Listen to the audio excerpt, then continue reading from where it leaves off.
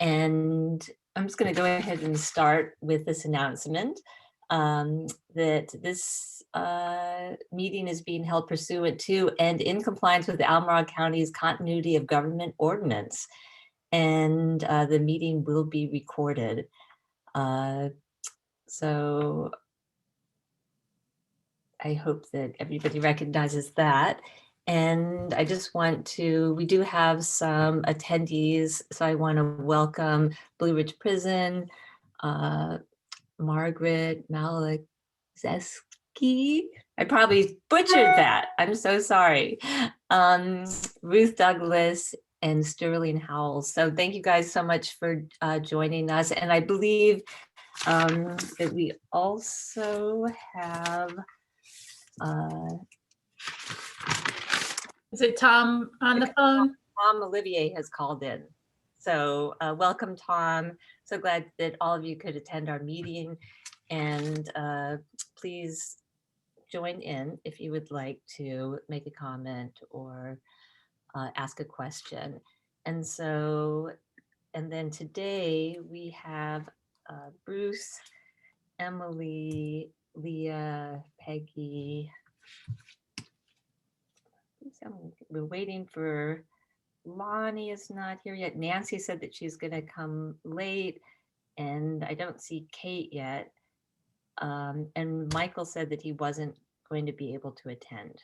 So, and we also have Charles Rapp, who is our planning director, who's joined us. And Carolyn, thank you for hosting our meeting today. You're welcome, always. Thank you so much. So if we can just go ahead and begin by just taking care of a little bit of business and approving our agenda. And if hopefully everybody's had a chance to take a look at that. And if we could, somebody could make a motion to approve that, that would be great.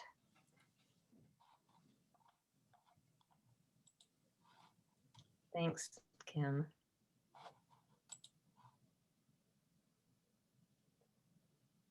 I'll move to approve the I'll agenda. second. Peggy Corner seconds.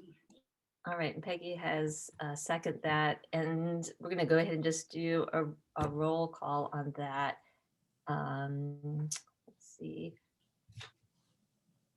Is Leah, are you in favor of that? Yes. And Bruce? Are you in favor as well? Yes, I'm in favor. All right, great. And Peggy, you had a question about Ken, and I think that I had reached out to him, and he said that he still wants to serve on the committee, but he's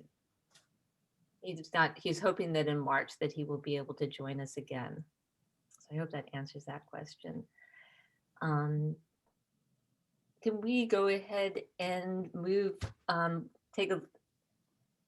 I hope everybody had an opportunity to look at the minutes that Kim typed up. She always does an excellent job with wonderful detail.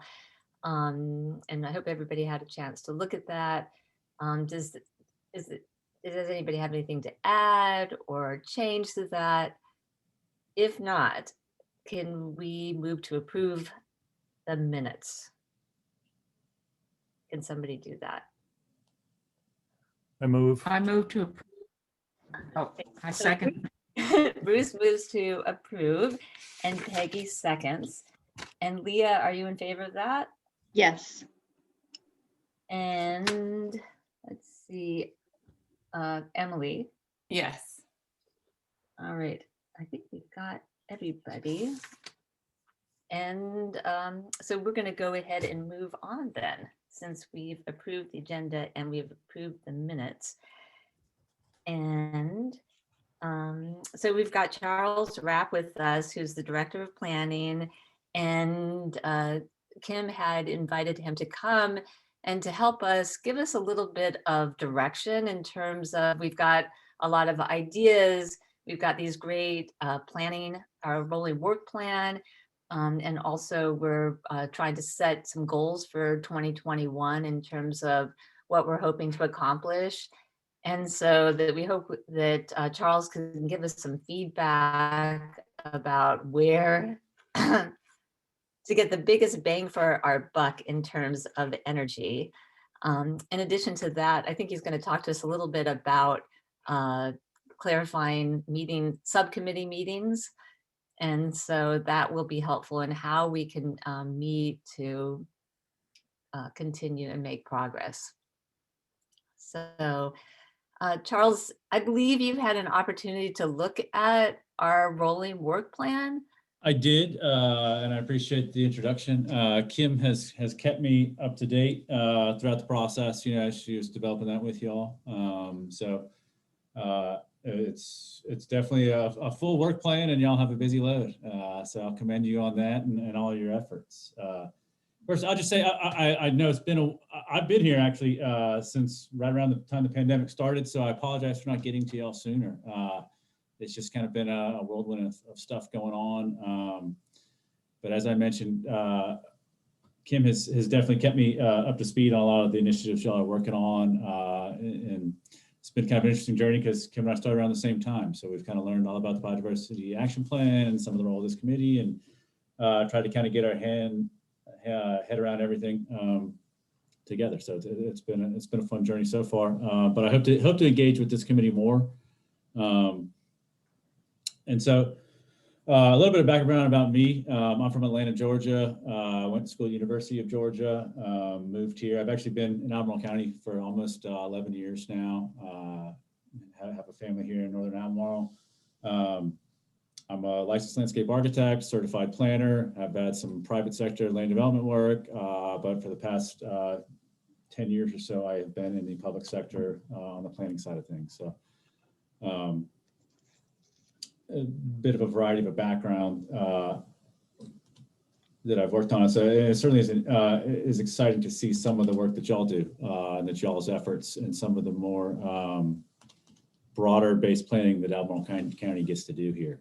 That's a little more unique. So with that, I have Kim was sharing some of the policy work that y'all were looking at, and I started to see a lot of similarities to some other projects that we had working on, and I was kind of starting to think that maybe it would be good to have some discussion on some of our other projects to see how they might better align with our work program, some of the stuff that might be coming in the pipeline, so that we're not kind of working in silos of y'all doing one thing, us doing a duplicate effort, when we could be working together to maybe get a better product or get a better result or something faster.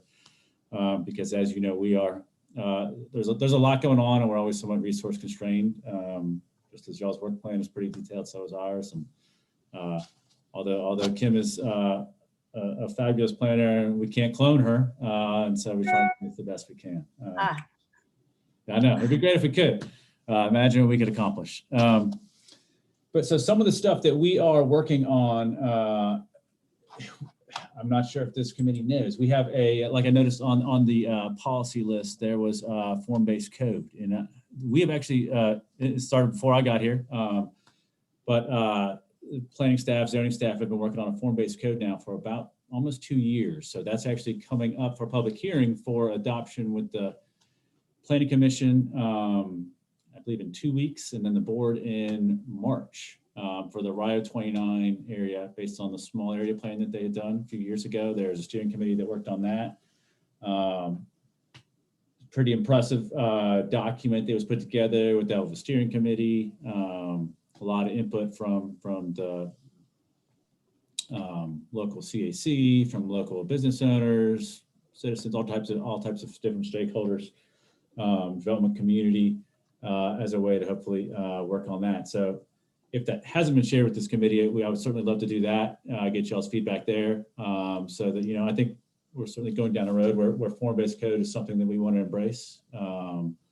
It might be the way of the future for us, because one of the other big objectives we have is is our zoning ordinance update. And I know there's a lot of things kind of on your policy list that have to do with stuff like that. So we want to take kind of a comprehensive list of the zoning ordinance and do there's a lot of inconsistencies, a lot of areas that just need updating. I know one that's been a big focus of this committee has been dark sky lighting.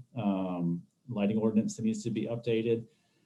So hopefully we can kind of work together on some of those things. I'm sure y'all are aware, Kim's been working on the stream health initiative for the rural areas. And so there's a lot of that, the way we handle stormwater, things like that can be addressed. Facility of Environmental Services works on a lot of the stormwater utility type stuff. I noticed it was on here, so maybe we can connect you with that. There's the engineering department, obviously manages our erosion sediment control. So, hopefully we can fold y'all into some of the work they do and review of their ordinances and things like that to work together there. And one of the biggest objectives, which we would certainly will have a huge opportunity for engagement, is the comprehensive plan update. Right now we're 5 years, about 6 years old in our comprehensive plan. So we started discussion actually last night at the board meeting to talk about that update.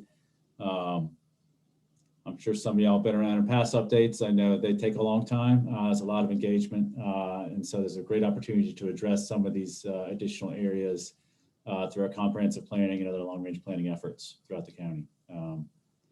So with that, I really just kind of wanted to draw some attention to the fact that I think I see a lot of kind of synergy between some of the existing projects on our work plan or on our upcoming work plan with some of the objectives that y'all have laid out in some of your policy work.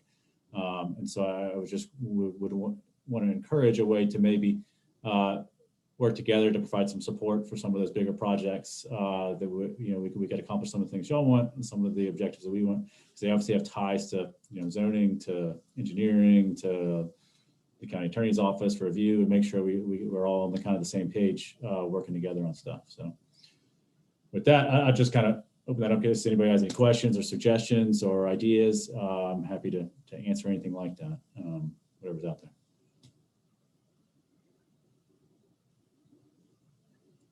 Unfortunately, the two people that are on our policy committee are not here today, are not here right now. So that is unfortunate, but I am really pleased to hear that. I know that we've gotten comments from the public as well about the outdoor lighting ordinance, and really hope to have an opportunity to help out and provide some feedback about that in particular. So sure. Yeah, we would love this committee to be an active stakeholder, and anything that y'all can help provide. A lot of background research and best practices and things like that go into any type of policy or development that we like to do. So we would love the help. And I know two that have been kind of on our work plan. It's our telecommunications ordinance, that certainly is in need of an update. And one thing we're starting to see more of are solar farm applications, as there's the statewide initiative to convert to renewable energy in a very short period of time. So we're starting to see applications coming in for solar farms. And so we're looking at that, how can we adopt more of an ordinance along those lines? So a couple other things that we can kind of keep an eye out for in the near future. So. Yeah, that is helpful to know that. And I'm wondering if Leah, you'd be interested in asking the question. You have been looking at like wildlife corridors and kind of in relation to the BAP and these areas of connectivity, and when projects come up for review, if something like that is taken into consideration.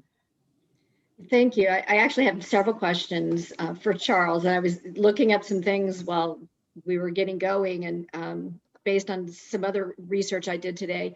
And Charles, forgive my total lack of knowledge, but like you mentioned, the zoning ordinance is coming up for an update.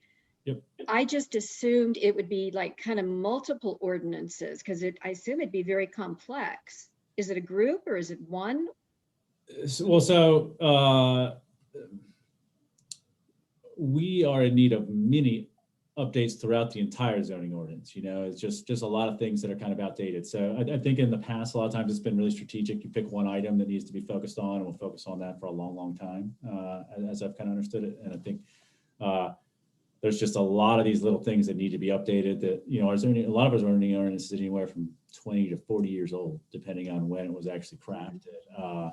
At some point, you need to kind of refresh that with the whole. So the zoning ordinance is a very large document.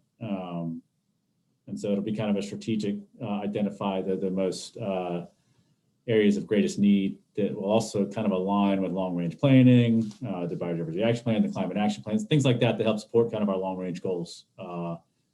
And some That's part of, yeah, that's part of why I was asking, or part of what my next question was, how do you integrate, how does an organization integrate a comprehensive plan into the planning process when the planning process has to follow the zoning ordinances and other criteria? But I think what I just heard you say is that's part of the update that needs to happen with the zoning ordinance. Exactly. So it's really a top-down kind of thing. Comprehensive plan being that, 20-year, 15 to 20-year vision document. Then that feeds into the smaller master plans for the different areas, corridor studies, things like that. And then they feed into the much more detailed zoning ordinance that is actually, how things are regulated, how they're built, and other policies like that. So you got to kind of start with that big picture, which is kind of an exciting time that we're in because we get to take a look at the comp plan, which isn't something that happens that often. And so we'll fix that, and then that'll identify future work to be implemented at a more detailed level as we go through it. But that's all in a very preliminary kind of phase right now, what we're calling pre-planning, trying to get our head around that. I mean, I believe what we discussed yesterday was a multi-year approach. The last, to give you an idea, the last comp plan update took about 5 years. So it's, I'm hoping to get it done in a quicker timeline than that. That's a long time. But. Okay, thank you. And then another question too, I looked up the planning website, I guess. And to me, Albemarle County is phenomenally, what's the right word? Positive, I guess is the only word I can think of, towards its landowners. Other places that I've lived, when there were ordinances, and it was, kind of like government against the people. But here, I've been really impressed by how much county leaders try to listen to landowners and protect landowners' rights. And maybe that's why the flag says "Don't tread on me." Maybe that's the history. But so how do you, since we have designated development areas in the county and the rest is considered rural areas, how does planning manage proposed development that is outside a development area? If a landowner has so many development rights, however you calculate it, because there's different ways, then how do you say no, you can't develop? Because I don't think we do say no, you can't develop. So I'm looking at like the website and it says, let's see, where is it? Oh, of course, now I've lost it. Wait, so I know it's on this page. Since there is finite space designated for development in Albemarle, recommendations in each master plan are intended to encourage the best use of space. So I'm talking about the master plans and the development areas. And of course, the master plans are part of the comprehensive plan. So if there's finite space designated for development, and that's supposed to be in the development areas, don't we still allow development to go through based on their by right division rights or whatever in the rural areas? We do. So that affects how we protect our land. That's where I'm, trying to understand. Yeah. So the development areas target much denser, much more intensive development. The development that would be by right in the rural areas is much lower density, much more restrictive with what could be done out there, much less generation of traffic, gets into everything about resource, water usage and things like that. So there's a lot of restrictions on there. Like you said, there are the development rights, but compared to what you could do, you couldn't rezone something out in the rural area to be at a higher density and develop a large mixed use development or something like that in the rural area. It's even very restrictive as to what commercial development could happen and where it could be. There's some older legacy zoning from older things many years ago, but you're not going to see a lot of rezoning applications out in the rural area. It's restricted to the development area. So you do have, certain large, I believe it's 2-acre lots that are out in the rural area and things like that. But you're not going to get the, in the development areas, you go up in certain, urban residential density. Urban density residential goes all the way up to 34 units an acre. So in the development area, so it's a much different character than you're going to get. And the goal of that is to really push it where those the infrastructure is, where the resources are, and that way you can preserve that rural character, and you don't have the sprawling effect that impacts all the other elements that we love about the rural areas. Yeah. Okay, thank you. Nancy Weiss, I'm sorry I arrived late, and I'm so glad you're here. But except for the density, which will be less in the rural area, I'm not sure what else the difference is. I mean, if you have by right to do 10 homes, then they'll be denser apart, and that's really sprawl. And how is it any different? Well, I mean, as far as impervious surface, access to utilities, 10 homes spread out over many acres is a lot different than, 100 homes on 25 acres, for instance. Well, some of us think that that's much worse, because if people are using an area like cluster, where I came from, we had cluster zoning. And so it was great, because then you had that by right, however many, will say it's over 100 acres that they had, but they had to put them all in a small area, so you had bigger areas. Yeah. And I haven't seen anything like that here. Perhaps I missed something in the presentation.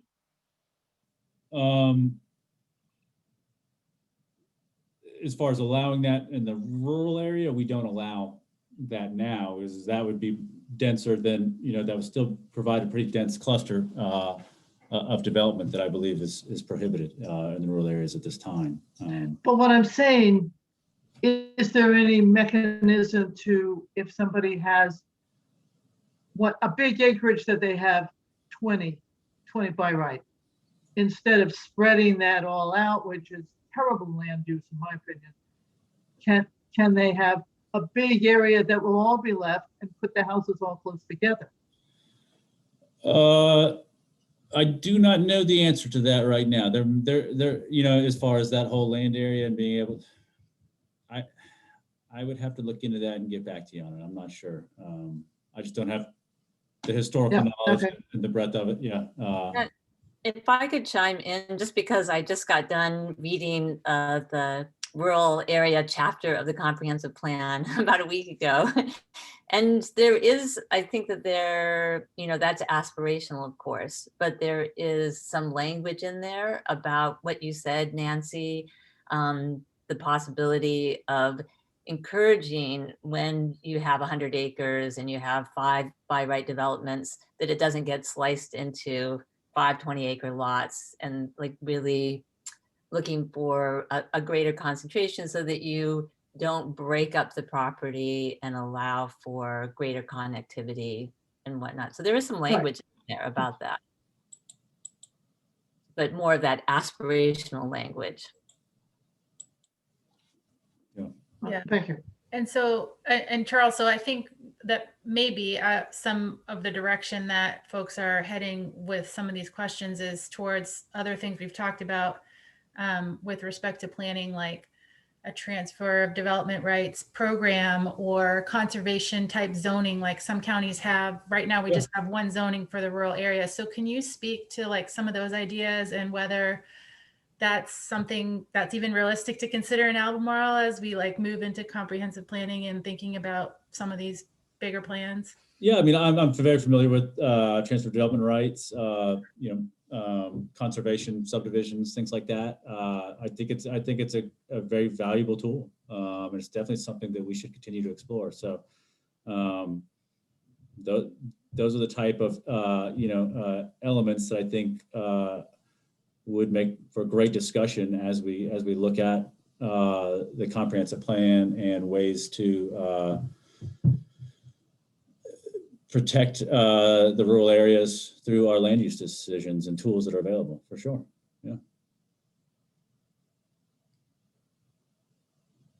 I also, Kate has joined us as well. And Kate, since you're on the policy committee, wondering if you have any questions, especially.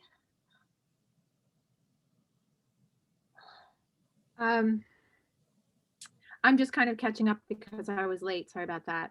So I think for now I'm just gonna have to listen. I've done some reading and trying to figure out how to put the pieces together, and we've had some kind of discussions about our confusion in the zoning realm. So I'm gonna beg off for now, just because I'm kind of putting it all together in a bubble. Well, and Kate, I'll say that's kind of one of the things I was talking about was how to kind of connect some of these policies to some of the other work that's going on in CDD, so that, you know, if there's a policy that's focused on like form-based code, that's something we've been working on for a few years. So I'd love to kind of tie that into the zoning department, some of the work they're doing, or erosion and sediment control. Obviously, the engineering department deals with that every day. So we'd love to kind of bring that in as kind of a stakeholder combined effort there on ways for improvement or anything like that, so that we kind of get some common synergy going with some of these ideas. Well, yeah, I have actually come up with a question that kind of comes out of some discussions we've had in the past. With regard to the rural area, is there anything other than just rural? I mean, yes, I understand there's development areas in the rural area, but is there something different than just agriculture, or, you know, the 21-acre home sites? What controls out in the area that is not development area? Controls as in what, zoning designations or? Well, zoning designation, what's available by right, that I don't even see. That's the thing, is I've had trouble figuring out what the question to ask is. So Yeah. that's kind of a bit of my confusion. Yeah, I mean, it's probably a conversation we could have offline. I can connect you to some folks in the zoning department. Because as far as the detailed regulation of some of that land, it definitely falls a little more into zoning. And my, less than a year here, I don't have the full breadth of knowledge of all of it. Sure. Yeah, but so like to But find. agriculture itself isn't, being an agricultural area doesn't come with additional rules and regulations. That's not zoning, right? That's separate. Correct. I mean, there is some zoning regulation on like fill material and things like that. Actually, recently did a zoning text amendment regulating fill, where it could be taken and where it could be dumped, and how to how to monitor that. But right. Yeah, as far as specific agricultural uses, not heavily regulated through zoning. When you get into things like event centers and things like that, you maybe you're using a barn in the rural area for weddings or something like that. Then that does apply into, got to go through a process for that. How many people, how often, things of that nature. There is some zoning in there about, yeah, so I mean, it depends on the use. Historic hotel sites, things like that, are regulated, and lodging and things like that. Are there different ways in which a resident using a different type of property interacts with your department or similar? In that if something is going to just be a residential property versus something that's going to be used for agricultural purposes, do the rule structures differ in what someone can build or how they build? Is that one of those loopholes that we fall into when something is agriculture, that we don't follow all the stormwater and such? Or am I crossing into other departments now? You are, but I still am familiar. I mean, for instance, agricultural wineries, breweries, things like that do have some exceptions at the state level for building code and things like that. So yeah, that's kind of where you're getting into, is not necessarily zoning, but building code. Okay. Yeah. Okay. Yeah. Thank you for helping me to kind of sort out. No I'll have more questions some other day. If you have questions, shoot them my way, and I can guide them to the right department or person, and I'm happy to help with whatever. Awesome. Yeah. Thank you. Sure. I will say, Christine, earlier you made a point about wildlife corridors and connecting green spaces and things like that. Yeah. It was actually a topic that came up recently in some of our master planning. We were talking about with Crozet's kind of parks and open space and green space section of their master plan, and how that we need to start looking at it. We identify, restricting development on steep slopes and stream buffers, riparian corridors, things like that, but they're often segmented. We don't establish that small connection if it's just across the street or just down the way, a few parcels over, and a small sliver would at least connect those two habitat areas. So one of our planning commissioners led a discussion on that, kind of, about how we need to start taking more of a comprehensive approach to a parks and open space master plan, taking it to a little further and seeing where we can make those connections. I totally agree. It's something we've been talking about with Tim Palladino and Parks and Rec, of kind of taking a little further and just identifying green areas on a map, and trying to encourage, maybe there's a way to save this little chunk of land and connect these two sensitive areas. I know that there is that checklist, but maybe that just happens in the development areas. But if somebody goes to for a building permit, like, is there some way of like, have you considered this? To when you have that conversation with the person who's taking the building permit, in terms of like, is there any possibility of that conversation ever happening at that level? We see that, that you're about to build here, and this is, your property just happens to be in this wildlife corridor that has been identified in the BAP, and, just a way of educating people before they do something without any knowledge. Yeah, Right. no, there certainly is. So we do things called pre-application meetings a lot of times, or folks want to just meet with us and talk about a project, and that's the opportunity for it. It really starts with the planner, making sure they have the right people in the room, and making sure that they see the big picture. And a lot of times it might even be getting an idea of what the project might be, and then taking a step back and following up once you've had a chance to kind of dissect it and take a look at a larger level. But no, there's definitely that opportunity, as something we encourage. And even if it's not an ordinance requirement, you can still put a recommendation on a set of review comments. We actually did one earlier today. I was working with a planner. Although there wasn't any buildings encroaching into a stream buffer, there were still some lot lines and things like that. And one of our recommendations was to try and reduce any encroachment into that stream buffer with the lot layout.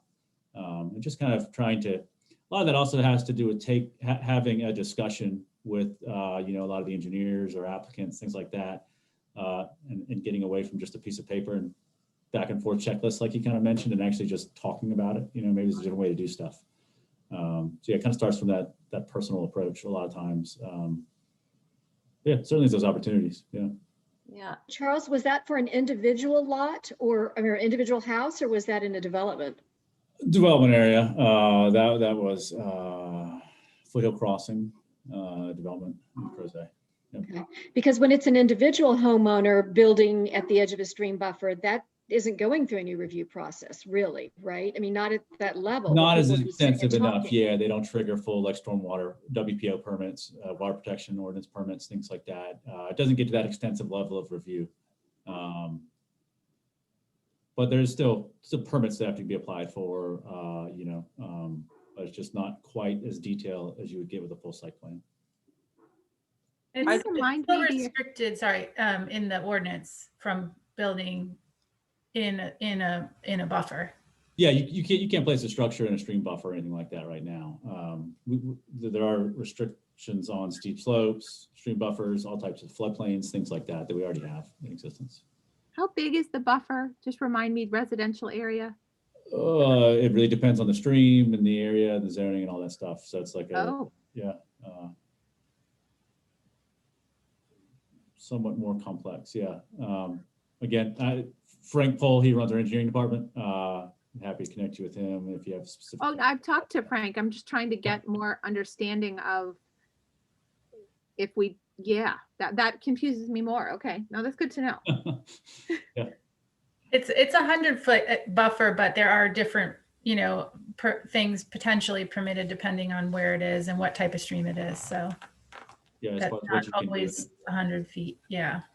Okay. Yeah, obviously, a trail and a stream buffer is a lot different than a paved parking lot, so there's different things that is allowed. Yeah.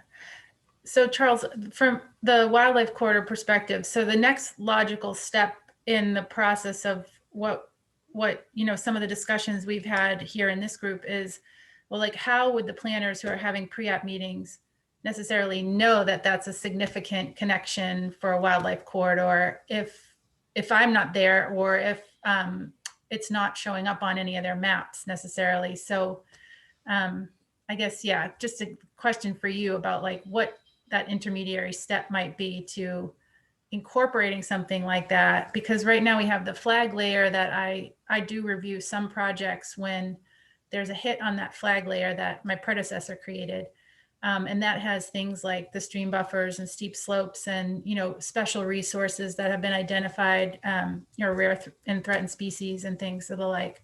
But that's only for like special use permits or ZMAs. Right, So right. anyway, just food for thought. Yeah, I mean, we have to work to try and get that mapping out there a bit more, and then there's obviously opportunities to incorporate that into site development requirements as part of the review, like you kind of mentioned. Similar to, same way we got there with stream buffer requirements or protecting steep slopes, that would kind of be a logical next step of a recommendation to explore those opportunities. Yeah. And that's where I think that opportunity to kind of, if that is an approach, a desire, kind of extend that discussion over to zoning and kind of start that dialogue to see where those best opportunities are. Yeah.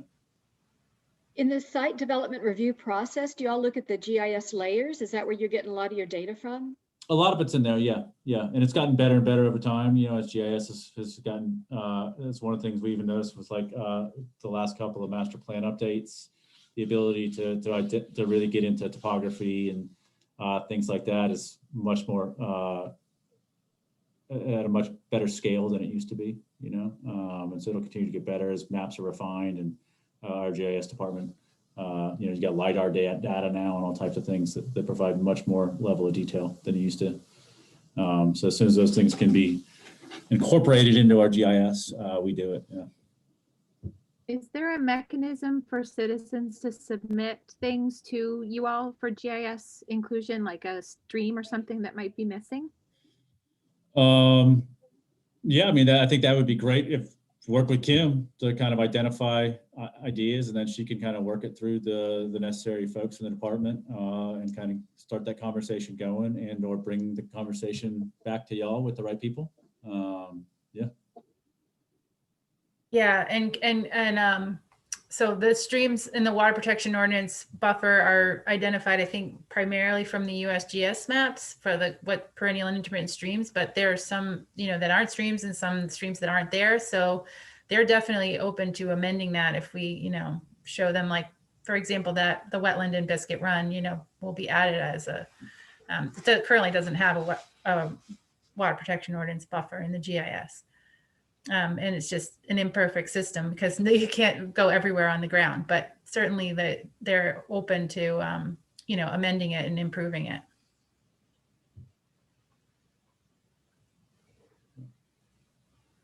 I have just a quick question. If somebody goes in to get a building permit, and this would just be, by right in the rural area, are there any materials or guidance around any of these questions, just sort of voluntarily to say, in terms of protecting biodiversity, or anything that is really given to the person who goes in to get that building permit? Like, is there a little handbook or? Yeah, I think that is an excellent question, and it's a very timely question because I actually have a small team of between planning and zoning that have been kind of going through. We actually have just a wealth of handouts and forms. Many of them are very old and in need of update and just a refresher, and you can kind of get to the point where it's just like too much information and then nobody really looks at it. And so we've been trying to kind of go through that and develop a better kind of consistent format and refine all that stuff and create little packages like that that provide the guidance for going through the process or additional information and things like that. So I think, you know, as we said on the last one, that's an awesome opportunity to create something that then we can add to the distribution when folks do come in and want to know about something or have a question. Yeah. It'd be nice to have like a little like chapter section to like, what can you do to support wildlife, you know, and even like, think about your outdoor lighting and, you know, with just a little blurb about why it's important to shield your outdoor lighting. Because I just think people don't know. And if they knew, perhaps they would take a different approach. I totally agree. I think education is key. You know, nowadays, I've noticed more and more in my neighborhood, folks getting a lot of outdoor lights, you know, around the decorative hanging lights in their backyard, and some folks that keep them on all night long. I see them when I go to bed, and I see them when I'm going on a jog in the morning before it's light out, you know, and it's just, yeah. I think we really would be interested in working with you if there is an opportunity for that. Sure. You know, to have a little chapter about what people can do, small things that make a big difference. Sure, I'd be happy to, you know, and I can kind of keep the dialogue going with Kim and try and find ways to help navigate that for y'all. That'd be great. Thank you. Does anybody else have any questions that they would like to ask? I have another topic about subcommittees that I unfortunately have to talk about. Yes. So subcommittees are a great way to do work. I totally understand the need for them. But they, particularly during the pandemic, they do present some resource challenges for us. You know, we're in virtual meetings and just to kind of emphasize to everybody, when we have 2 or more folks meeting from a committee like this, if they are doing the work, a task assigned by this committee as a whole, or implementing some part of that work, that actually constitutes another public body and opens up the whole, all requirements of FOIA and public meetings. And it's a lot of management and resource to get into. So especially, like I said, Kim's great, but we only have so many Kims and we only have so many Carolyns. And so we want to make sure that we're following all of our requirements. And so as much as I totally understand the need for subcommittees, it's something that I would encourage us to kind of lean away from, at least until we have enough resources. And if we're in person, it's a lot easier to just have a meeting that anybody can come into. But in this situation, it can be challenging. Can I just jump in and clarify? I thought I heard you say 2 or more. I feel like we've been thinking that 2 people can talk to each other, but 3 or more was not okay. Can you I just wanted to hear that again and make sure that I got it right. Yeah, I mean, two or more, if 2 people are doing a task assigned by the committee or the work of the committee, something assigned, a subsect of that committee's work, then it still does constitute a public body. And so that's kind of been something that we've been trying to get our head around as we've gone to Zoom, and you're not the only group doing subcommittee work and stuff like that. So we've been kind of trying to make sure that we are aware of everything going on and make sure we're administering it properly. So now if a member of this committee does individual work and brings it back to the committee, totally fine. You can do individual work all you need to, but once we start getting 2 folks together, it does become a public body, and we need to be just aware of that. So Charles, one of the things we do is that we do contact and meet with landowners.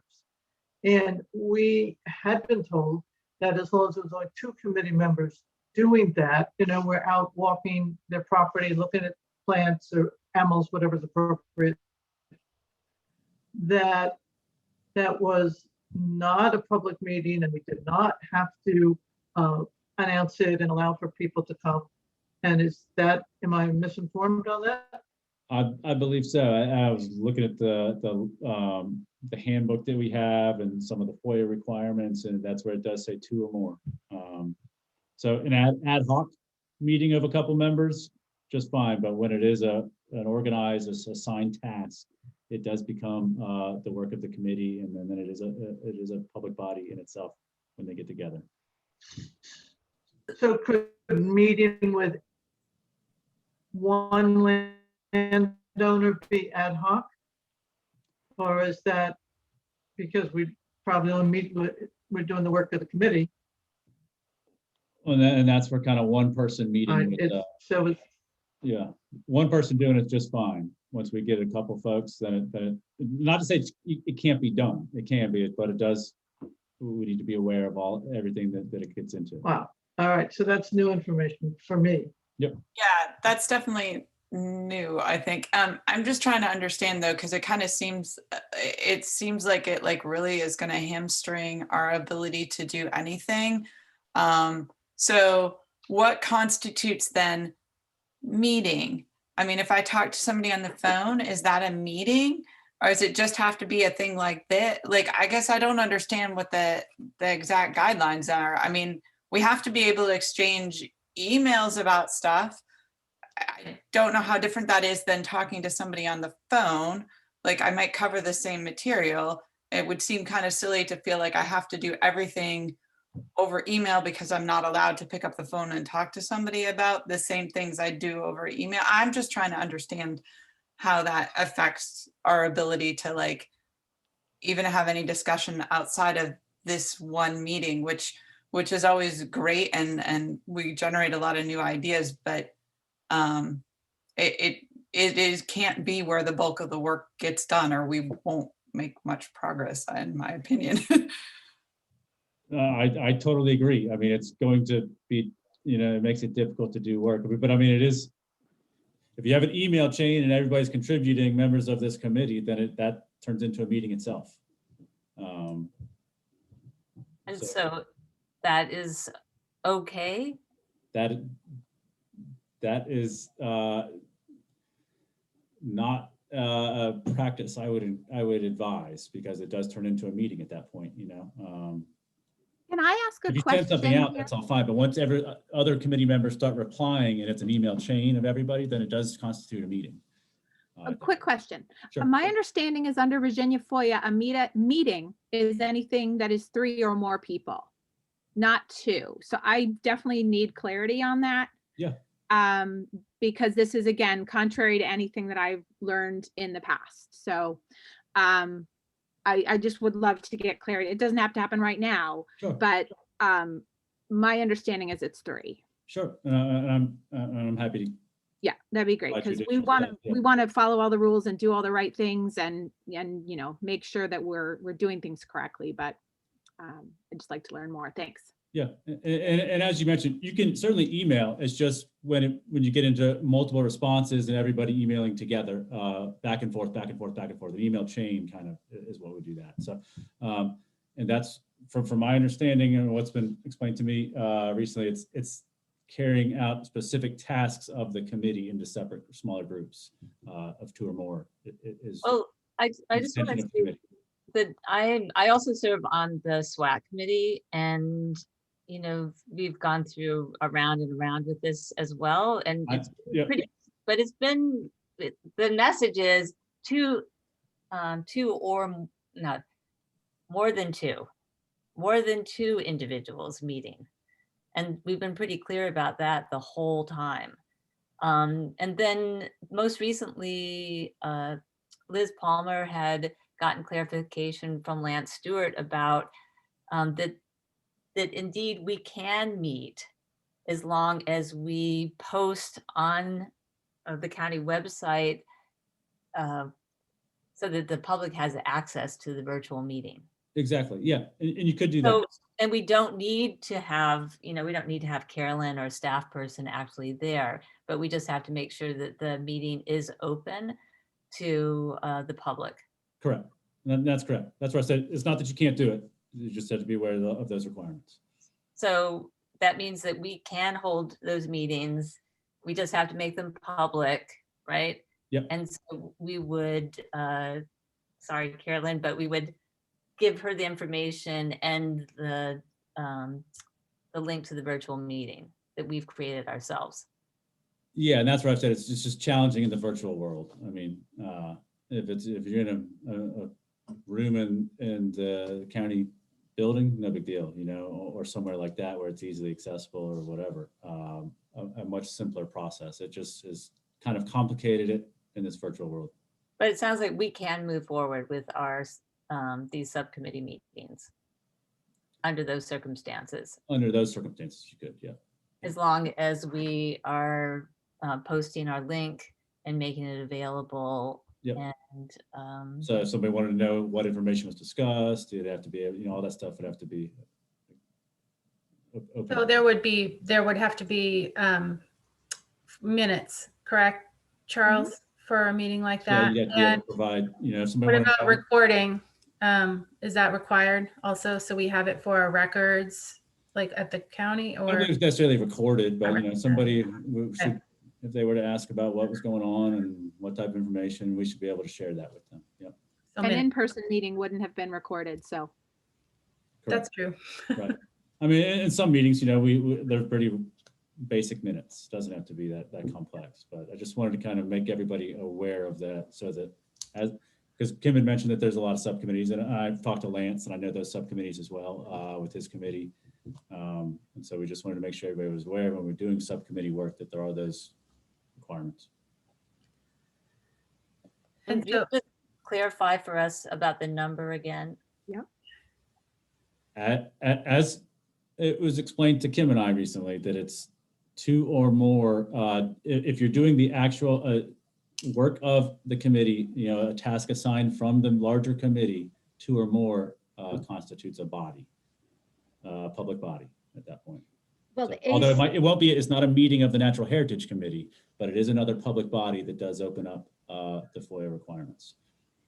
when the biodiversity work group was formed out of the ACE committee to look at biodiversity criteria for the ACE requirements, we specifically, or the leadership specifically said we could only have 2 people, 2 members, because anything more than 2 would constitute public meeting. Mhm. So again, it was 2 was okay. Yeah, Yeah. It's new information that we have now, right? there's been a lot of discussions as we tried to kind of get our head around it. Kim and I have been in multiple meetings trying to figure out what exactly it is. You'd think the county would want to simplify it by not making it more stringent than 2. 2's already pretty tough. Yeah, and I don't think it's county. I think it's Less than 2. state code at that point. Oh, it's state. Yep. Bruce, you're nodding. Do you know anything about any of this? Well, just FOIA, the F in FOIA is not a county requirement.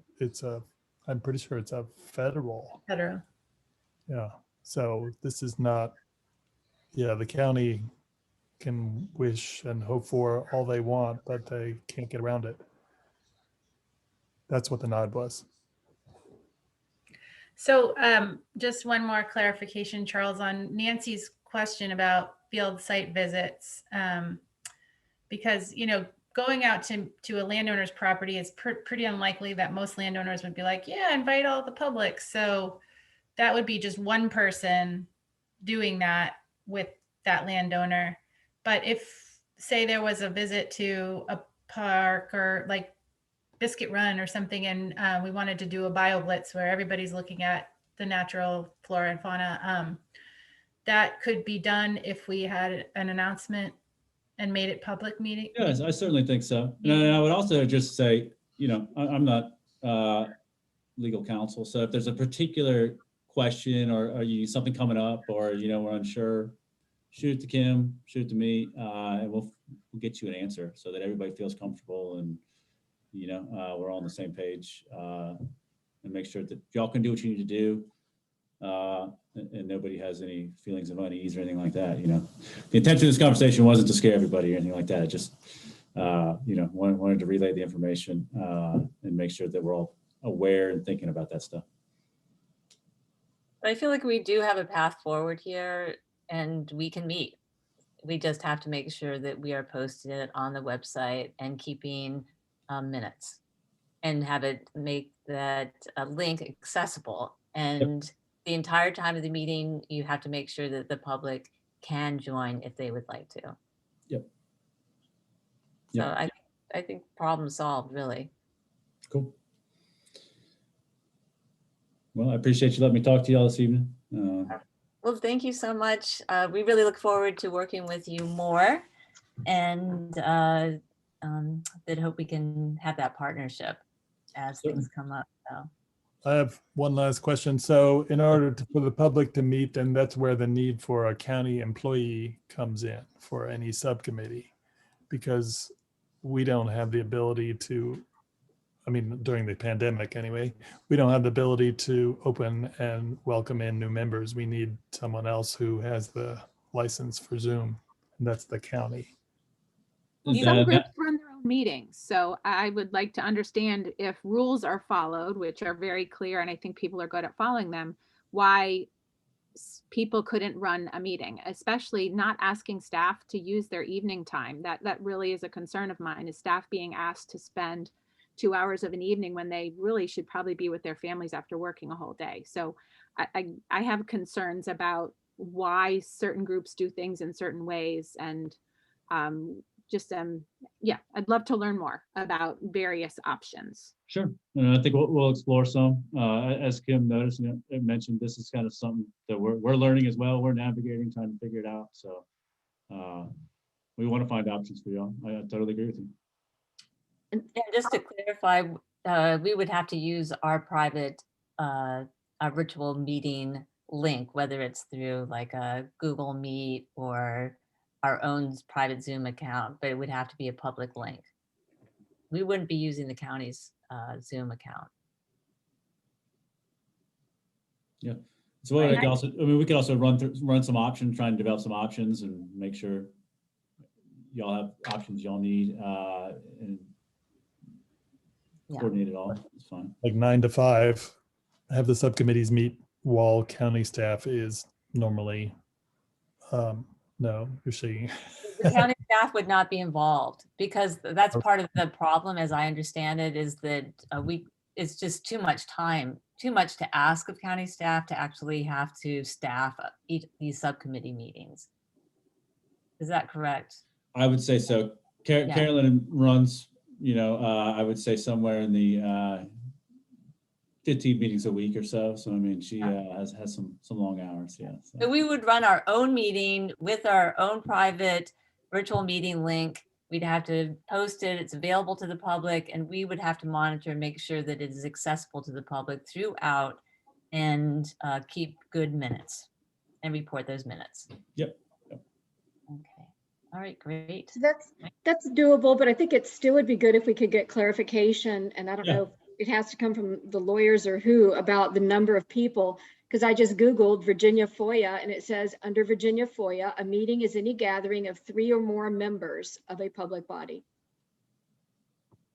So I don't know where the 2's coming from. And if it's there, we just need to know, but we need to know. We'll prepare some stuff and share it with everybody. So that'd be great. Sure. All right, great. All right. Thank you, Charles. We really appreciate it. No problem. Thank you all. Thanks for the discussion. All right. Have a great evening. Y'all too. Thanks. Bye-bye. All right.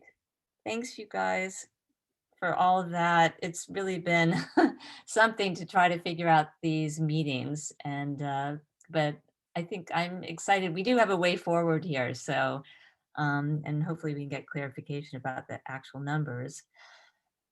What is the mechanism by which we provide a link to be posted? Is that something, Kim, is that in your purview? Is there an easy way to do that that doesn't burden people? Or are those Yes, it things that need to comes- still be sorted out? It'll have to come to me because only certain people can Karen. to the calendar. Okay. I have to have it at least 3 days prior to a meeting, Okay. 3 business days. And you can just email it directly to me, the same as with your minutes. Just email them to me and I will post them on the website under the Natural Preservation Committee. Sort of like I did when we were doing when I was doing the subcommittees. You know, I record it and then I post the recording. That way, if somebody couldn't make it to the meeting or had a question and they couldn't remember what was said, they could go watch the video. But anything Perfect. you want on the county calendar has to come through me. Perfect. And if we had a repetitive meeting, it could just stay as a calendar item with the same link, and then that wouldn't have to be duplicated. Would that be possible? Yes, that's Okay, what I did with your all's meetings right. before. That's fine. Yeah. If you guys want to reach out to me during the day and we can talk about this more, I don't want to take up your meeting time. I'm available Monday through Thursday from 7 a.m. to 5 p.m. Shoot me an email and we can maybe do Teams or we can do a quick Zoom meeting, whatever works best for you all. I'm more than happy to help you out any way I can. Thank you, Carolyn. You're very welcome. Yeah, that sounds great. I appreciate that. And so the next follow-up is we do have like a report out for the subcommittees. I know that the education subcommittee did not meet. Bruce and I just talked briefly. We talked about, developing some type of webinar, sort of a follow-up discussion to what we talked about in our previous meeting. But I don't know that we really got much further than, batting some ideas around with that. So, and I want to give just a little update on Charlotte Humphreys that, that it looks like we're going to move forward with the plants map identification of some of the trees in there. But that is going to be sometime this spring, hopefully. But I think that is it. I know Kim and I actually are going to speak to the Monticello Bird Club on March 3rd and give a presentation about the BAP and also just a little bit about the NHC and sort of what our goals are for the year and the things that we're involved in. And that we have openings if any of them wanted to join us or certainly want to attend the meeting and see what goes on. Yeah, I was going to include that. And then, so that's really the update for the education. What about policy? Kate, did you guys get a chance to meet? Oh, you weren't. Did you miss the meeting, I think? I Right. missed the last one. Yeah, I had something come up and my schedule went wonky. So I think that one, I wasn't there for that one. Yeah, it was just Lonnie and we didn't meet because there was not a quorum. Yeah, I messed that one up. All right. And so, and then Leah, do you want to say anything about wildlife corridors? Because I know you guys have not met, right? You and Emily have not. Sorry, it wouldn't unmute. No, we haven't had a meeting yet, and I don't know if Kim wants to update anybody about the team meeting for Highway 29. Sure. So we just, we pulled together, there's a team of people actually who are interested in working on the Southern Albemarle project. And so, yeah, it's more than 29, but PEC was really interested in working on this and they reached out. And so I pulled together the whole team, Leah and Emily, and I guess now we can't have both of you there, but anyway, also Bridget is supporting this, and several folks from PEC and Wild Virginia. So there's a lot of enthusiasm and it's just a great team of people. So we started sort of doing some some more strategic planning as to how we'll move forward with the project. With respect to crossings, but that's not the only element. There's PEC is very interested in, well, they're interested in the aquatic resources as well as terrestrial, but also, we've talked about buffers and planting and easements as, other tools, opportunities for improving the corridor. So the crossing is just one piece of it. That's the first piece we will probably focus on because of the VDOT support and component right now. All right, great, thank you.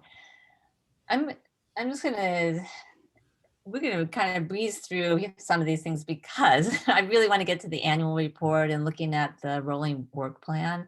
But we do have, has anybody been to an important site or have anything to talk about or to mention about that? All right. I So did try go to ahead. get out to the Eagle Nest site, but and I could see it in the distance, but then this bull sort of came up the hill and he was making some kind of ominous noises at me, and I had my dog. I don't know. Anyway, I didn't get much further. So, but it was just me and my dog. There wasn't anyone else with me. But there still may be active on that power line. So I'm going to try to check it out the next week or so when it dries out a little bit. Great. Thank you, Peggy. I tell you. So the next thing is the election of the new officers. So I think that somebody actually has to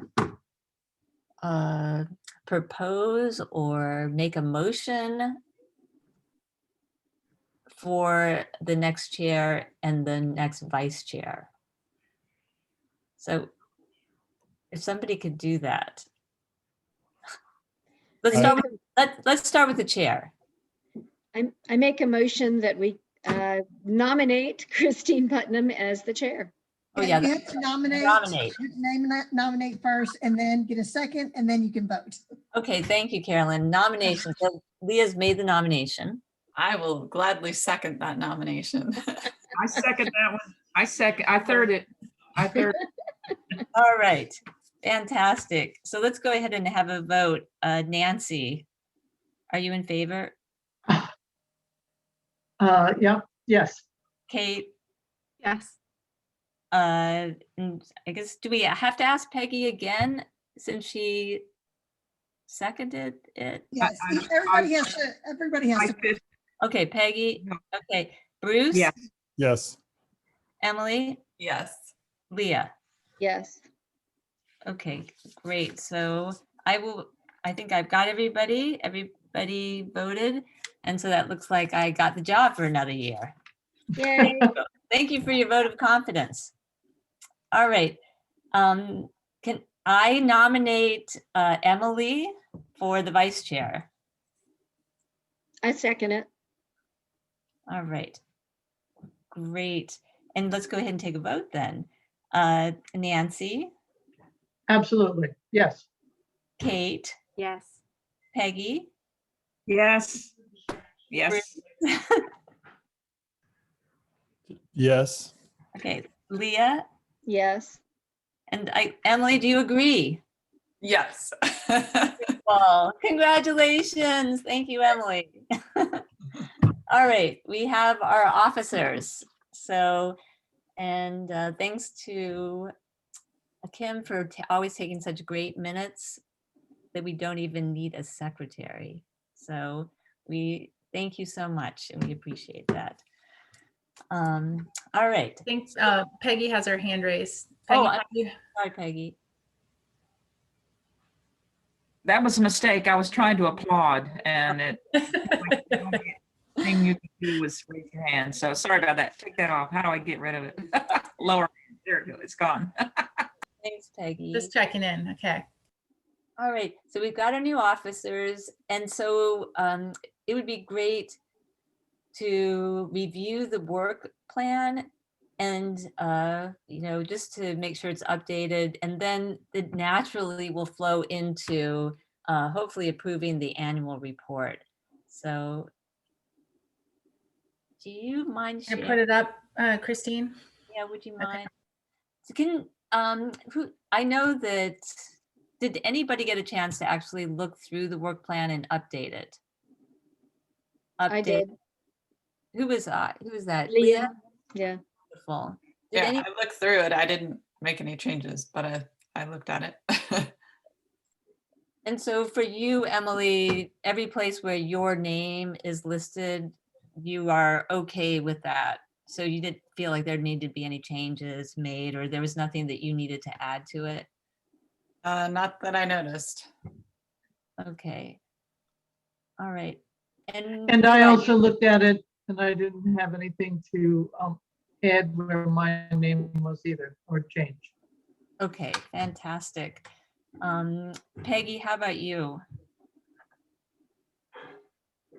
I didn't get a chance to look at it, I'm sorry, but it looks good. So, because there are a couple places where you have I your have name. I think my name is on there a couple of times. I needed to say something about that. I mean, I haven't done anything. I don't think I can get a group together to, I just don't think I'm gonna have time for that. Maybe I can. Where is my name? I'm trying to find it now. Anyway, up here, I think it's You up. want to go through from the top, Christine, or should we? Yeah, let's do Debbie, that. And so as we go through, if as we go through it, if you see a place where it's like, do we still prioritize this? Do we want to put it on the back burner? Is it realistic to keep it on there? We could be looking at that. One of the things that I did when I was looking through this afternoon is I tried to actually create some links. So for example, when I had done some correspondence with the Department of Forestry about Buck's Elbow Mountain, Nancy made a good suggestion about keeping all that correspondence in the Google folder. And so I tried to make a link so you can see the correspondence, and hopefully that's helpful to do that. But at any rate, so the first one is organizing new volunteers at Biscuit Run. And, we have made some progress with that. And I just sent an email to Tucker Rollins this afternoon about, is there just kind of a little inquiry about, with COVID, is there still a possibility that something like this can be organized? So hopefully I'm going to continue pushing in that direction myself. Does anybody want to add anything to that? And my name is there, and I'm just concerned on a couple of things with Dan Mahan. Retired, and he seemed to have a lot, especially with volunteers at Biscuit Run. I just wondered, Kim, do you know who at Parks and Rec has taken over his duties, or if they're going to replace him, or anything about that? And then it looks under comments, it looks like the team that would be organized would be for pesticides, where I was thinking more getting teams to go out there to identify trees and things of almost in some ways more BioBlitz type of thing, perhaps focused, but I wasn't thinking of that I wanted to organize people going out and doing pesticides.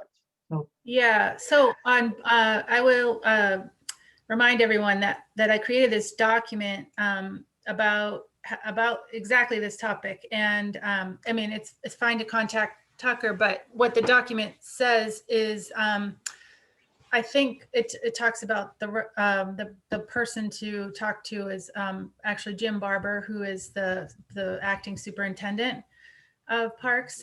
So I think he would be probably a better person. And the person that when Parks and Rec reviewed that whole document, they recommended that that we do that. So to keep everything sort of following this system that they have established. And I don't think there's anything that is requiring pesticides at all. Again, this document talks about that because that was what the PRISM had asked about specifically, but it also talks about just generally bringing volunteer groups out. And so, you know, that doesn't necessarily have to be about that.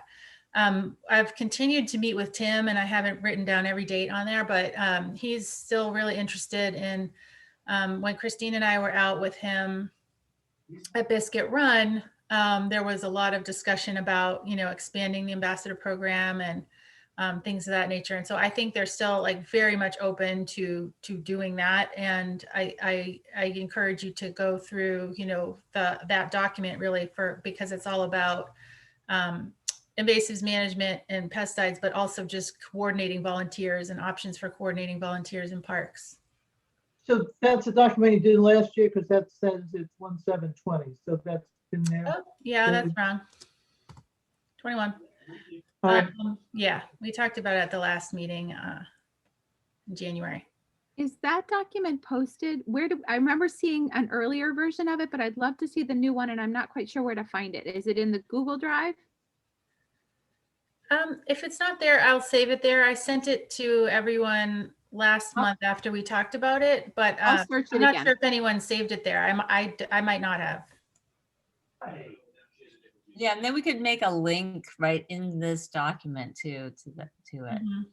And just real quick, another thing, I don't want to spend too much time, but just that when we had met with Tim and also Dan, there's been a lot of talk about, you know, just some of the limitations with county staff and our capacity and the idea of, you know, that works in a lot of other places of having sort of a friends of the parks type of thing that would allow for a lot more opportunities, I think, to do things in parks. So something maybe to consider. Yeah, I was looking at the county website today and looking at, they've just a really great link to the Crozet Trails group.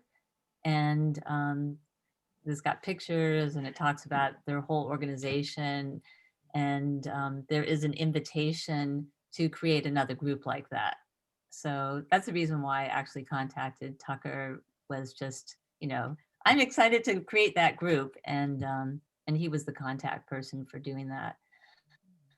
So, but at any rate, all right. And so, you know, still, I'm feeling inspired because through the Nature Conservancy, they have the AmeriCorps volunteer that's and working with city of Charlottesville to do some of that invasive removal and getting volunteers through the United Way website. And they're not using any pesticides, but they're making some headway. They're getting volunteers in the parks. So that's part of the impetus for me following that model.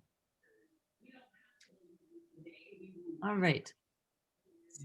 Yeah, I feel like this is going to take so long to go through. We have so much here, but does anybody have any more comments on that particular one? We can just keep on moving through. I'll look at where I'm supposed to do stuff. There I am. Yeah. Ah. I need to move that over though. I can't see. Oh. Yeah, the Old Mill Trail. There were some invasives there.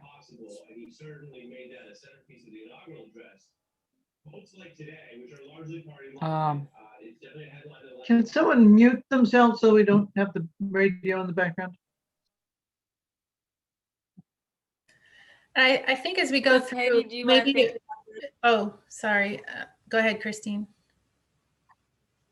Well, Peggy, you think about this and you decide whether, you know, you want to keep this on there, or if you want to move forward with it, or, you know, any support you need with that, or maybe it just gets on the back burner for a while. Go ahead, Kim. Oh, I think Peggy was muted. I didn't, were you trying to say something, Peggy? Sorry. No, I'm just gonna say, yeah, maybe the back burner. Yeah. For this summer, maybe, yeah. So I'm wondering if it would be helpful, you can tell me, you all can tell me, but if we want to just add like a high, medium, or low to some of these things to give us just a quick prioritization, if that's useful, or if it's not relevant, it could also come off, you know, to be replaced by higher priority things. So that's another option too. I think I think that's a good idea, actually. And I would put a high for me personally. Well, you know, that's kind of a question because is Biscuit Run open? But I know Cambic is doing some trail work in there. So I would just put that as a high. Okay. And this second one is probably more for staff. But you know, Yeah. I'm working on that one, so we can skip it, I think, for now. So this one maybe low. Peggy, low, does that sound good?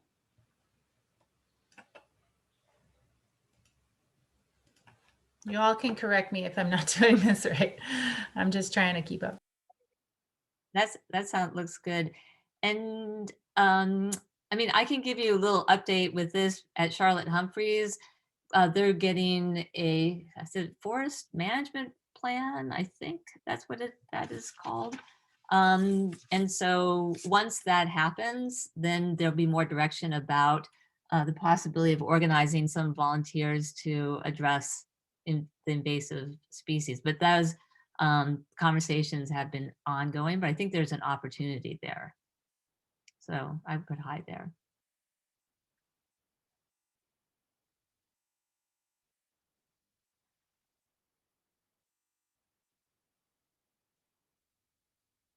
I stuck in for this one. I know your name is there, Emily, but there's, you know, this opportunity to have a conversation about, and now I know that there's this term called conservation mowing, which I was reading more about it, and it's just a reduced mowing and mowing at strategic times of the year to allow for songbirds to finish nesting and for the grasses to set their seeds and to encourage warm weather grasses.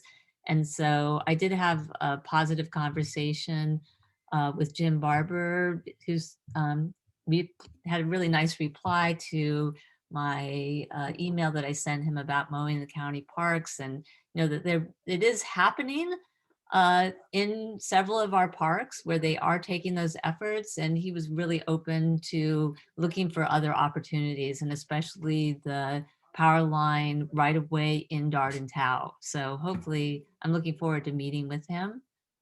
So I would put that as high on that one. And Emily, I'm not sure if there are other things that you had in mind for that particular.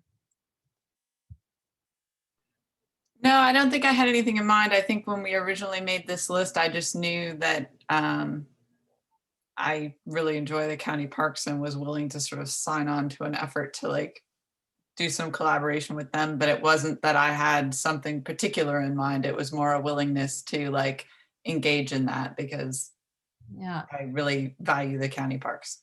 yeah, yeah. So I think that, you know, starting the mowing conversation is one way to do that, but there are probably other opportunities as well.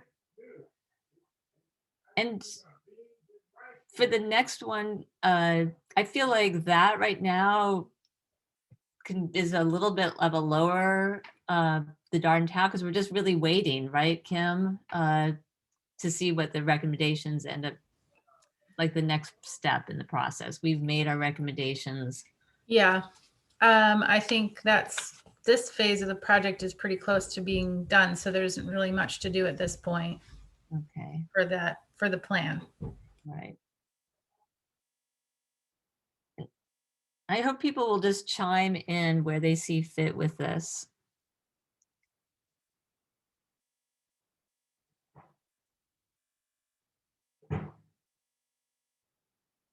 Oh, and so I guess this is a little bit of a repeat, so I apologize for that. And so this is educating the public. So I feel like we've made quite a bit of progress on, Kim was able to have all these conversations with CAPE, and we've got the updates on the websites, which was fantastic, and got the BAT materials in there. We did have this idea of having every day is Earth Day. We got one post, and you know, I think it's, since CAPE is down right now, I think probably, hopefully we can get more in the future. They're down in, I think they're down in employee right now. So hopefully, I mean, what do you guys think? I mean, I would love to get more of that information out there. So I tend to say hi for that one, but maybe my enthusiasm probably doesn't match the staff available to support that. So, any thoughts on this one?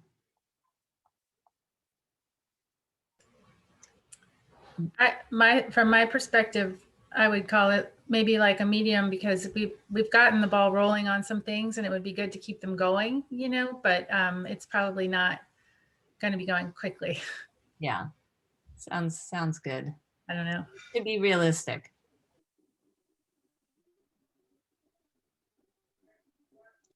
I don't know about level, but I thought the input in any materials they design for going out to landowners that go before the planning commission, or sorry, planning department. Yeah, that would be a good thing to add. Yeah, Leah, you or I should add that to this plan. How's that sound? I'll let you do it. I think it's a good thing. I'll add it. How's that sound? And I don't know if you have to add it because it's already in there. It says in other outlets. I just thought that, I know you're passionate about getting information out, and you've even got flyers that could go out to people if the county was willing to even just have those available through some mechanism. But it sounds like Charles didn't want there to be too much information inundation, and I get that. But I think go ahead. No, that's it. Yeah, I think I will add that in there, but I think we could, if we continue to move down, because there are some, I think this next one, sending out the postcard to the landowners with the important sites. For me right now, I'm more interested in focusing on these conservation focus areas personally. So for me, I would say the postcards would be low on my list right now, just because I'm more interested right now on reaching out to new landowners in those conservation focus areas. I agree.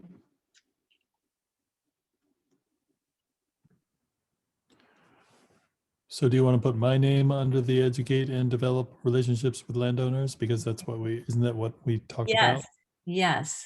So we'll get Bruce in there. And remember, Bruce, you are welcome to put your name on any of these. Right. You have an invitation on a silver platter. Thank you. All right. So right now, what do you guys think about this goal, recruiting new members? We have 10 members right now. I'm trying to think how many members we can have. I think 13. 13. Okay, so we can have more members. So I think that this is good to do, and to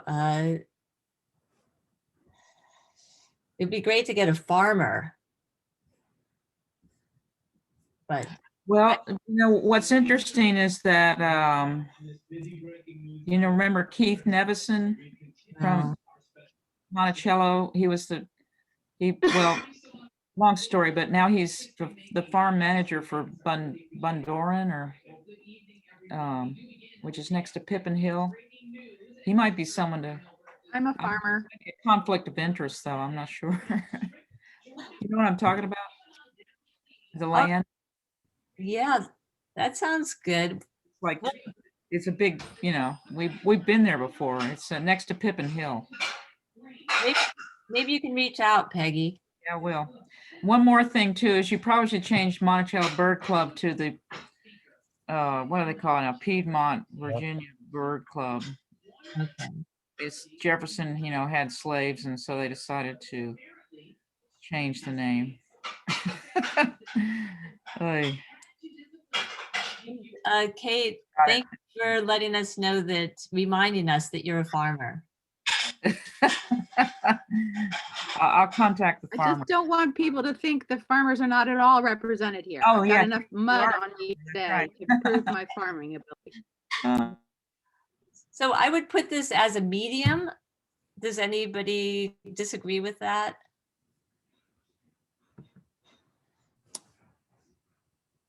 Okay. Engage partner organizations. I would say I've been trying to do that. I'm now becoming a Piedmont master gardener, and we've been having conversations with Prism and Piedmont Environmental Council. So I feel like we're doing a pretty good job. I don't know if Ruth is still on with us with the Virginia Native Plant Society. I think this is important to do. Does a medium sound about right, you guys? Yeah, I think that's good. Yeah. Okay. And developing these relationships with the Board of Supervisors. I think that's always a good thing to do. Maybe what I'm going to do is it'd be interesting to know where we all live. And I know some of us have tried to reach out, but I think I would call this a medium. I think it's a good thing for us to be thinking about, reaching out to our Board of Supervisors. Unless anybody has any other thoughts on that. What? I'm sorry. I'm going to plead ignorance. I don't know what CAC stands for. Community. What is it? Community Advisory Committee. Community Advisory Committees. And they exist mostly kind of in the growth areas, aren't they, Kim? I think they're only in the development areas. Yeah. Yeah, in the development areas. So, yeah. All right. Oh, Kim, you've got some good news, don't you, about this one? Yeah, just really quick. I've been working on this list since I started here almost a year ago with all of the feedback that you all provided, and I finally have completed it. It was kind of just really quick update. It was kind of a moving target because different people kept getting involved with different priorities. And so there was just it was just sort of a moving target, but it's finally complete, and it doesn't have all of the new native species that we proposed. There was, but it has a lot of new ones, I think close to 50 new locally native plants. And I removed 37 invasive species that are confirmed invasive, plus a bunch of other species that are potentially invasive or just not suited to our climate or with climate change. So I think it's a much better list. There's still some weird things on there and there's still progress to be made, but it's a huge step in the right direction. So thank you all for your help with that. And yeah, we should be seeing that moving soon. Can we call that done? Yeah. Yay. Kim, congratulations. That is huge and that is really important. Yeah, and so there are things that aren't done, and I added them in the comments here. I think there could be also a do not plant list, because well, this is a lot of detail, but if the developers get a waiver from planting what's on the list, it would be great for the planners to have a list of like, absolutely do not plant these things, or don't approve them if there's a waiver. And then I think there's also some changes to the site plan ordinance that could be made to encourage more use of native plants. So those are future things though that we could add at a future time. So I do agree we could call it complete for now. Fantastic. This is the spreadsheet that Lonnie and Kenan and Rep and I were working on. Is that what you worked on, coordinating, Kim? Yeah.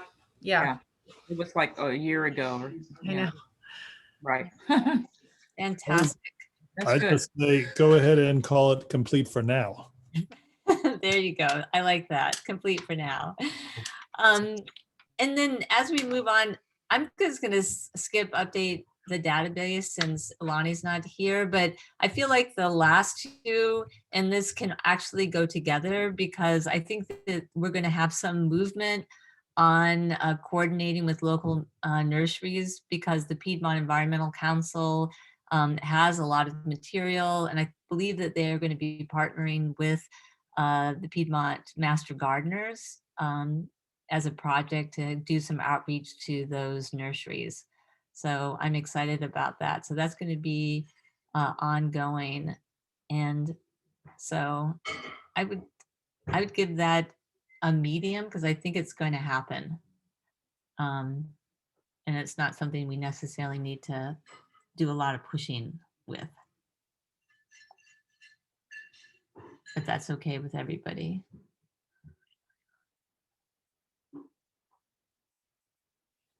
All right. And I can't really speak to this. Probably Kim, this is something you can speak to, or Kate. I would personally say it's high just in the sense of, our conversation we just had with Charles of, what are the current opportunities for influencing, conservation into policy. Yeah. Agreed. I'm concerned that we have the mechanisms in place to help with consistency across the board. I see what I think in my fairly uneducated, because I don't go everywhere in the county or see everything. It seems that things are applied differently in different places. It also seems as if certain individuals get different information, which might encourage different behaviors. So like what was discussed, Christine, your idea about information for people who are applying to building permits, I think is spectacular. Because I agree with you that a lot of people are not aware. So I think that crosses into this a bit, just having information available and as well as mechanisms in place for when things go bad. So that people, your staff, I think, are restricted in ways. I've heard frustration for things that they cannot do much about. So I think all of those things are worthy of talking about. Yeah. Great. Yeah, so let's go ahead and give that a high for sure. And the next one, I feel like that's the feedback's been provided. So can we say that that's done? Completed. Okay, great.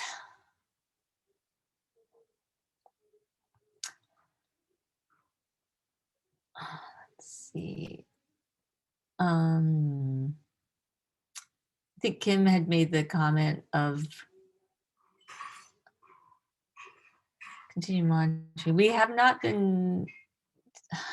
What the first one? Merging these two together because I think they kind of go together, but maybe not. You can tell me. I'm fine with that. Does anybody else have any thoughts about merging those two together? So let's do that. And I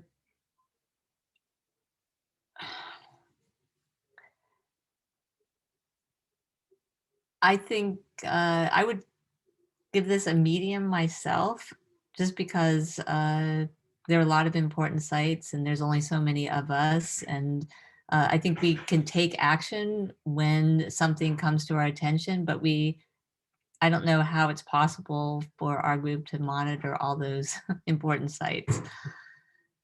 I don't know if anybody has any other thoughts about that.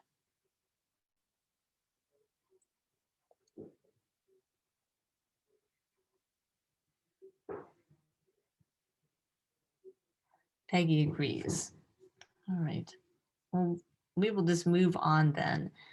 And I think that the grasslands, I would put that as a low personally, just because we don't know about the sidewalk and so many other things. A concept of countywide invasive plan. I think that's more in that policy realm. Maybe you can speak to that more, Kim, about the possibility. That would have been a good thing to have spoken to Charles about, perhaps. Mm-hmm. Yeah, I think this would be, well, it might be more through for environmental services and parks, that something like that would come about more so than through the planning department. But I mean, I think it's something we should still work on. I'm not sure. Yeah, I'm not sure it's the highest priority in terms of things that this group wants to work on or that I have the time or space to work on right now. Yeah. But I like the idea of keeping it out there. Yeah, I agree. And I think also as the work that is taking place on the state level, in terms of as we see what happens in the General Assembly and this go around, will also help to inform that as well. So a medium on that one. What do you guys think?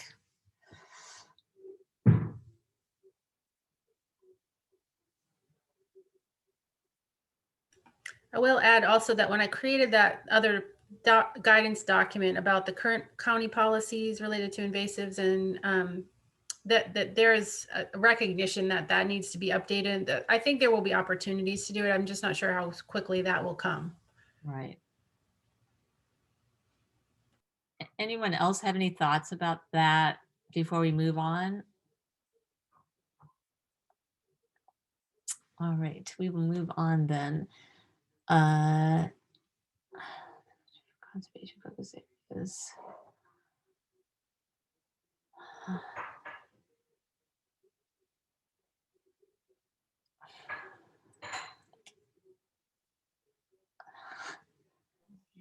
Yeah, I don't think I'm gonna have time to work on this one, for sure.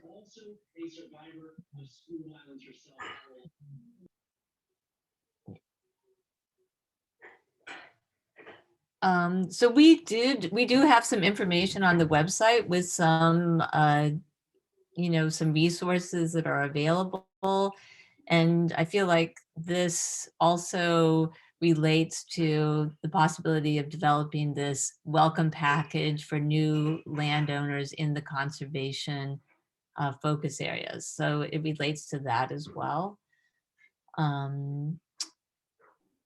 Maybe that could be combined with the one up earlier. Or just referenced to that.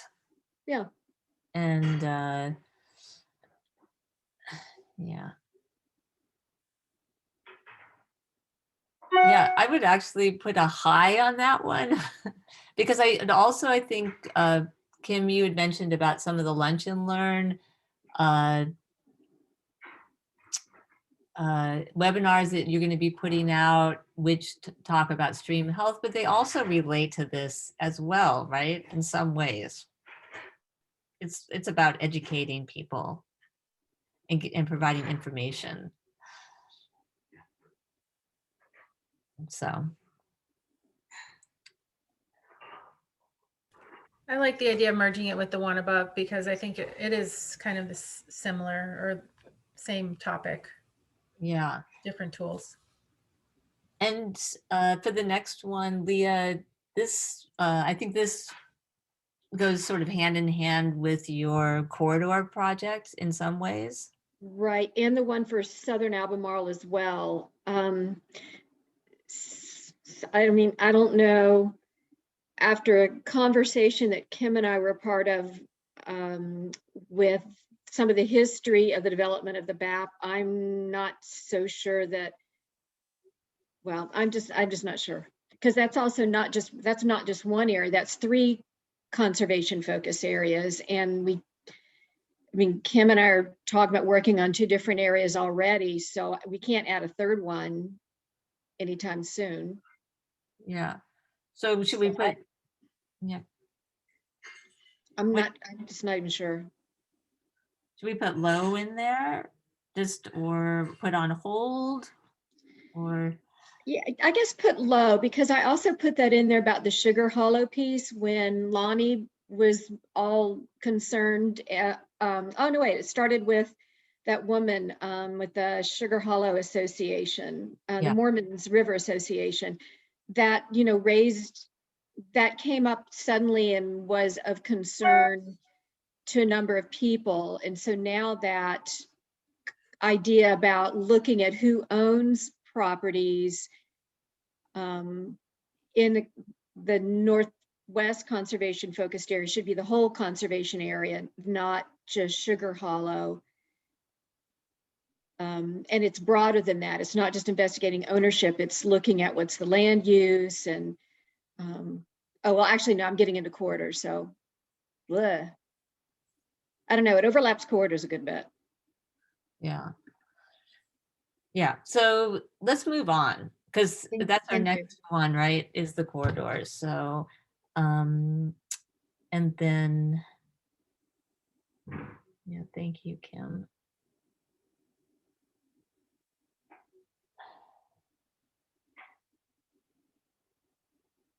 I think, Kim, you had a question about investigating improvements in Riverine road crossings.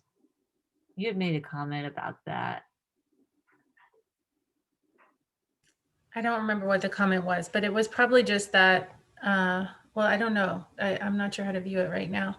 Yeah, It might have just been the same thing I said earlier, just that it's, we're looking at more, beyond the crossings as well. yeah. I'm just gonna let Leah, you speak to, or the rest of the committee speak to these goals here. Like, let's see, this is the first one. Leah, what would you say in terms of prioritizing that? I mean, Evaluating the potential corridors. yeah. I mean, Well, for me, it's a high. yeah, Yeah, I mean, I would agree with that. And somehow I thought my name was on that, but just because, I feel like there's momentum. I mean, having this wildlife group that Kim has organized for meeting with a wide variety of people, I feel like this is something that has momentum, and we've got to make it a priority then to take advantage of that. yes, Well said. sounds good. Yeah, and I'm sorry, I updated this stuff several weeks ago, but several things have changed since then, so it's already out of date. Yeah, great. And I think that the next one we sort of spoke to Charles about, right, today, this evening, about, well, it's sort of related to that. Thoughts on that one? I think, do we want to take that one out and just keep the one below it?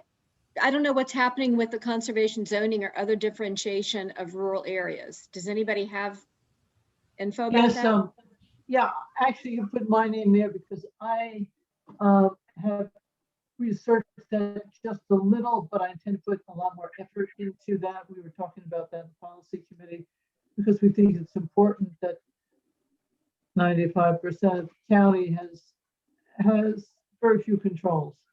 And we're trying to look at also, I'm trying to find out what other counties have done in a similar size. So stay tuned on that, but I am working on that. Nancy, some of that I didn't quite hear. You're looking at this I heard you say that you're looking at what other counties are doing, but counties what they're doing about coming up with zoning that provides for conservation?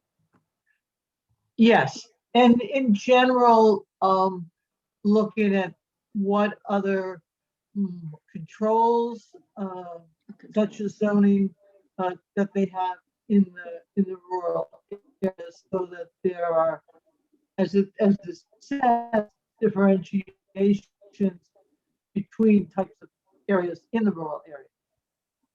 Just so Got that it. I Thank you. personally want to understand that better. And so I'm just interested in learning all the things that control what goes on in the rural areas.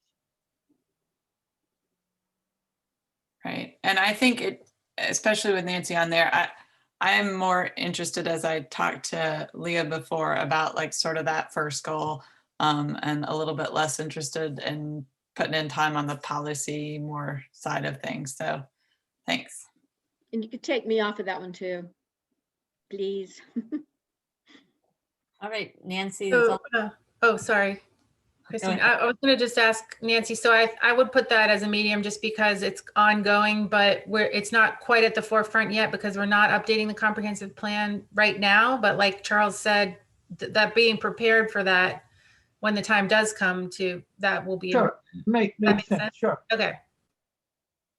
You could put me in there with Nancy if you'd like to, with the understanding of all the above, just because I do have interest in that.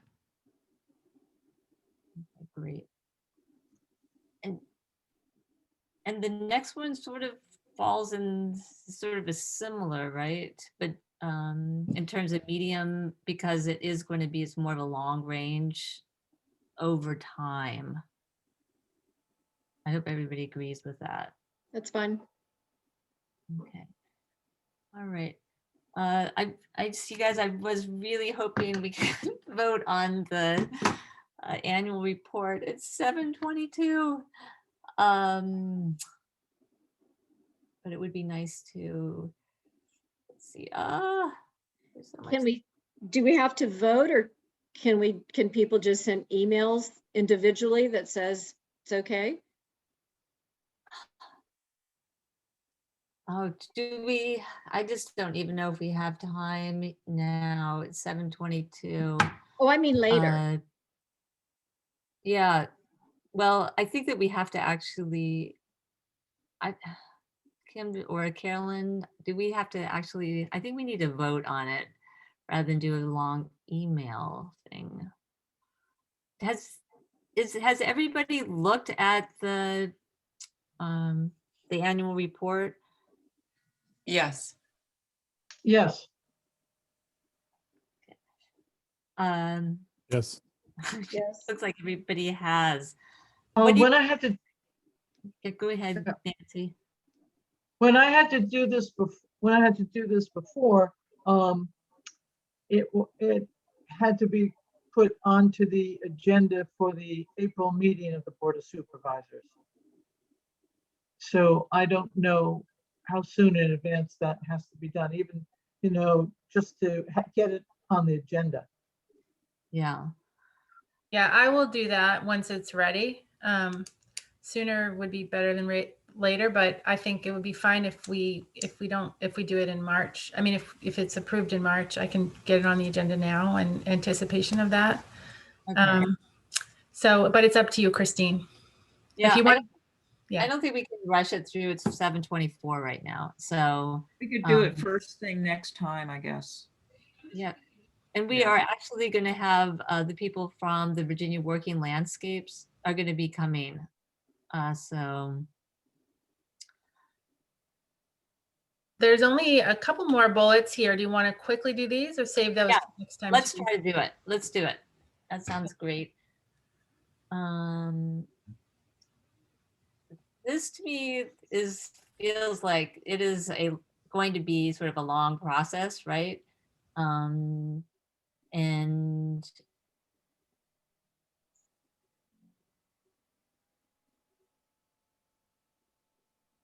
Leah and Emily, what do you guys think? Medium on that one? Sure. There for the long haul? I think it's a long haul, but yeah, it's a medium importance. Yeah, yeah, absolutely. Um,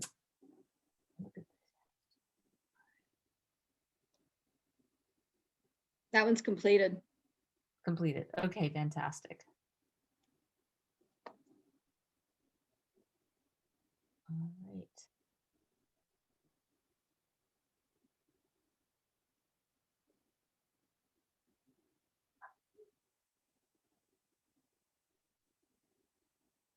Yeah, that's definitely, yeah, great.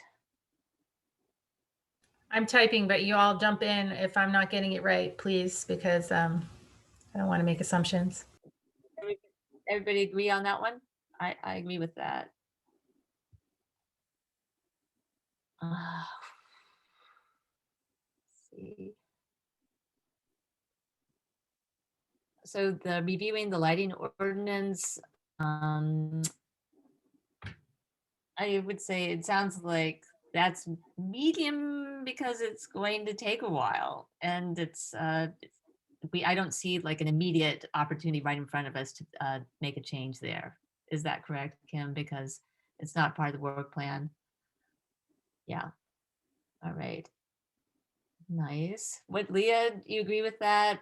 The ACE ranking criteria? Yeah, just because it was on the county work plan, I guess. Okay. And then I think the mowing is high. I feel like we're making progress, and I feel like there's an opportunity to, with climate action plan, and I feel like there's an opening there to make that change. Yeah, but didn't we already encounter that further up? I feel like we've seen the mowing thing go by already. Am I just We did. misremembering? No, you're not imagining it. Okay. It That was there. with the county park part. Yeah. Yeah. Yeah. But there are other opportunities, right? There are schools, there's lots of other county land. So that other piece of it might be, I don't know if I need to differentiate, but. I see. Yeah. Yeah. I think it falls into, like, several of these fall into some of different goals. So there's just, we need to come up with maybe a better way to cross-reference some of them, but it's okay for now. Okay. All right. Are we done? Yes. Yay, hallelujah. Well, thanks you guys for sticking with it. Thank you for Carolyn for sticking with us to the very end here. I just want to just quickly say we didn't get to the hedgerow report, but I mean, it's a long report, and I began to try to read through it. There's a lot of great information in there. And I just want to also say that Devin did extend an invitation for us to go, and he would guide us through, he'd help us get up in there and give us a little tour. Emily, you've been there, and I know that you were part of that amazing report. So hopefully it would be great to organize it and to all get out. We'll make it a public meeting. And so if that's something people are interested in, it would be great. It would be. I'd love that. Yeah, let's do it. We can all come Yeah. with our masks and stay 10 feet apart. But we could actually wave to each other and see each other in person, which would be wonderful. So that's looking ahead. But yeah, so you can park at my house because I live down the road from the hedgerow. there you go. There you go. We could try to cross. You're not on the same side of 29 though, are you? No, we got to take our lives into our hands. But Leah's got all the protocol for doing that, right? All right. Thanks, you guys. I hope that we can move forward with the subcommittee meetings following that protocol. We can wait to hear more, in the next month, and go ahead and make progress. And we'll look forward to hearing from the Virginia Working Landscapes and doing the final vote on the annual report. So I think that's all I have to say. Thanks for leading us. All right. Thanks, you guys. Have a great evening. Good night, everybody. Thanks to our Good night, everybody. Bye, everyone. All right.